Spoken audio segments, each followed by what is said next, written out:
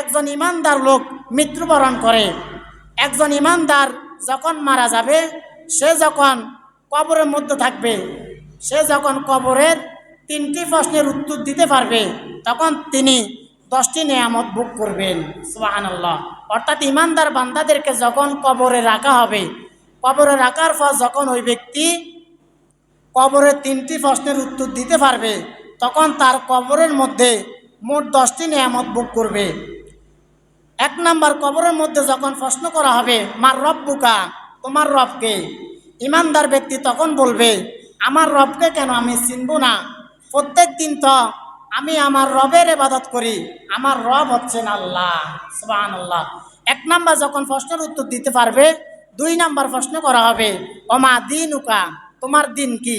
ইমানদার লোকটি তখন বলবে, আমি কেন আমার দিনকে চিনব না? সারা জীবন আমি দিন কায়েমের আন্দোলন করেছি, আমার দিনের নাম হচ্ছে দিন-ই-আল ইসলাম, আমার দিনের নাম হচ্ছে ইসলাম। 3 নাম্বার প্রশ্ন করা হবে, ওমান নাবিয়ুকা, তোমার নবী কি?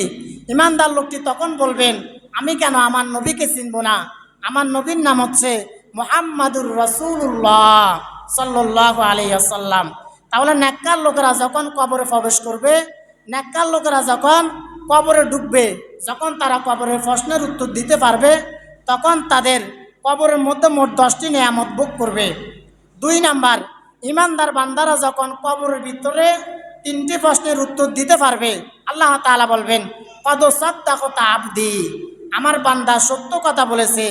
ওয়া আফরিশু লাহু মিন ফিরাশিল জান্নাহ, আমার বান্দার মাটির কবরের মধ্যে ঘুমিয়ে আছে, আমার বান্দার কবরের মধ্যে জান্নাতের বিছানা বিছিয়ে দাও। সুবহানাল্লাহ।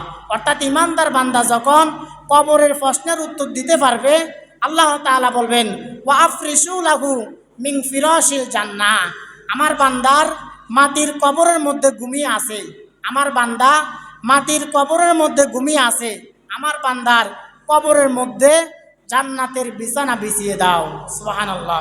4 নাম্বার বলা হবে, ওয়াফতাহু লাহু বাবান ইলাল জান্নাহ, আমার বান্দা কবরের দিকে জান্নাতের একটা দরজা খুলে দাও, যাতে করে জান্নাতের সুগন্ধ তার কবরের মধ্যে আসতে পারে।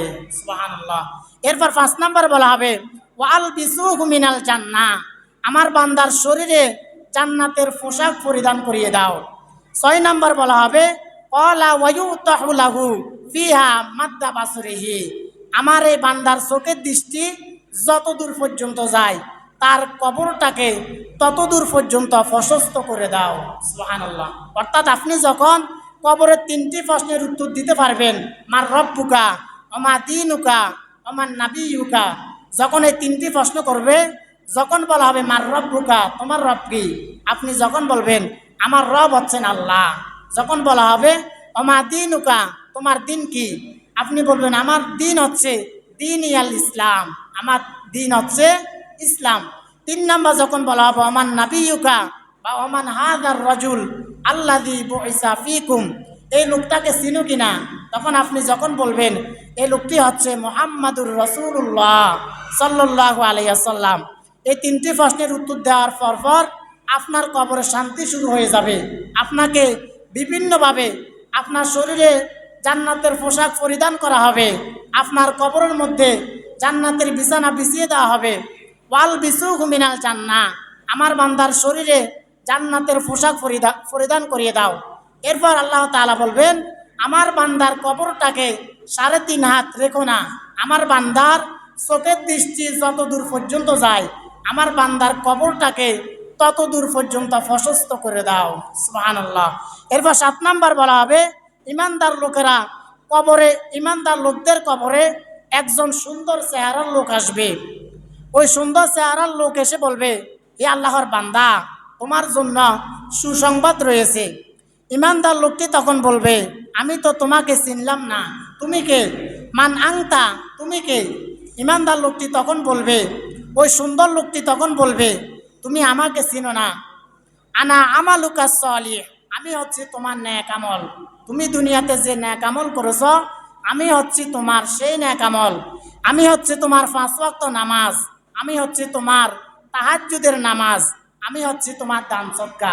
অর্থাৎ তুমি সারা জীবন যা আমল করেছ এই ন্যাক আমলগুলোকে সুন্দর সুরত দিয়ে আল্লাহ তাআলা তোমার কবরে আমাকে পাঠিয়েছেন যাতে তোমাকে জান্নাতের সুসংবাদ শোনানো যায়।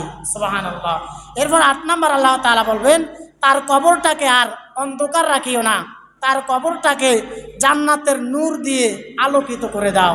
সুবহানাল্লাহ। তাহলে যারা জাহান্নামী হবে তাদের কবরটা হবে অন্ধকার, আর যারা জান্নাতি হবে তাদের কবরটা হবে আলোকিত।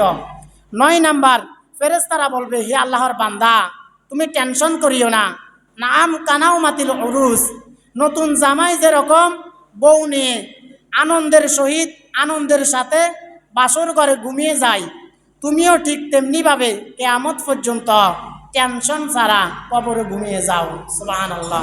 অর্থাৎ আপনি যখন কবরের প্রশ্নগুলো উত্তর দিতে পারবেন তখন আপনি টেনশন মুক্ত, টেনশন ছাড়া, কোনো আযাব ছাড়া আপনাকে কবরে দেওয়া হবে, আর আপনি কবরের মধ্যে ঘুমাতে থাকবেন। এরপর 10 নাম্বার হচ্ছে তাকে বলা হবে কিয়ামতের আগ পর্যন্ত এই কবর হচ্ছে তোমার শেষ ঠিকানা।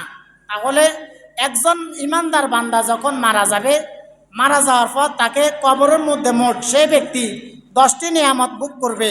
1 নাম্বার, যখন সেই ব্যক্তি কবরের 3টি প্রশ্নের উত্তর দিতে পারবে, 3টি প্রশ্নের উত্তর দেওয়ার পর আল্লাহ তাআলা বলবেন কদ সাদ্দাকাতা আবদি, আমার বান্দা সত্য কথা বলেছে। ওয়া আফরিশু লাহু মিন ফিরাশিল জান্নাহ, আমার বান্দার কবরের মধ্যে জান্নাতের বিছানা বিছিয়ে দাও। ওয়াফতাহু লাহু বাবান ইলাল জান্নাহ, আমার বান্দার কবরের দিকে জান্নাতের দিকে একটা দরজা খুলে দাও যাতে করে জান্নাতের সুগন্ধ আমার বান্দার কবরের মধ্যে আসতে পারে। 5 নাম্বার বলবেন ওয়াল বিসুহু মিনাল জান্নাহ, আমার বান্দার শরীরের মধ্যে জান্নাতের পোশাক পরিধান করিয়ে দাও।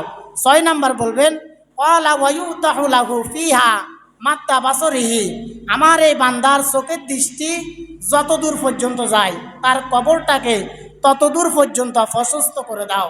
এভাবে বান্দাকে 10টি নিয়ামত দান করা হবে। এই কবর থেকে কারা বাঁচতে পারবে বা আপনি কবর থেকে কিভাবে বাঁচবেন? নবীজি বললেন ফাইদা কানা মুমিনান, যদি সে মুমিন হয়, মুমিন বান্দাকে যখন কবরে রাখা হবে কানাতিস সালাতু ইনদা রাসিহি, তার মাথার দিকে নামাজ এসে হাজির হবে। মুমিন বান্দার মাথার দিকে নামাজ এসে হাজির হওয়ার পর নামাজ এসে বলবে, নামাজ হাজির হয়ে কবরের মাটিকে বলবে সাবধান কবরের মাটি, এই নামাজি বান্দার সাথে কোনো খারাপ আচরণ করিও না, আমি হচ্ছি তার সারা জীবনের 5 ওয়াক্ত নামাজ, সুতরাং তুমি এই নামাজি বান্দার সাথে বেয়াদবি করিও না। আবার বলা হবে ওয়াকানাতিস সিয়ামু আন ইয়ামিনিহি, রোজা বান্দার ডান দিক থেকে হাজির হয়ে যাবে, হাজির হয়ে কবরের মাটিকে বলবে হে কবরের মাটি, এই বান্দার সাথে বেয়াদবি করিও না, আমি হচ্ছি তার সারা জীবনের রোজা। ওয়াকানাতিজ যাকাতু আন শিমালিহি, বাম দিক থেকে তার যাকাত আসবে, যাকাত এসে কবরের মাটিকে বলবে হে কবরের মাটি, এই বান্দার সাথে বেয়াদবি করিও না, আমি হচ্ছে তার সারা জীবনের যাকাত। ওয়াকানা ফিউলুল খায়রাতি মিনাস সাদাকাতি ওয়াস সিলাতি ওয়াল মারুফি ওয়াল ইহসানি ইলান নাসি ইনদা রিজলাইহি, তার পায়ের দিক থেকে অন্যান্য আমল, দান সদকা এবং অন্যান্য সকল আমলগুলো পায়ের দিক থেকে কবরের মাটিকে সাবধান করবে। এভাবে আপনি যখন কবরে যাবেন, আপনি যখন কবরের প্রশ্নগুলো জবাব দিতে পারবেন, তখন কবরের মাটিকে আপনার আমলগুলো এসে বাধা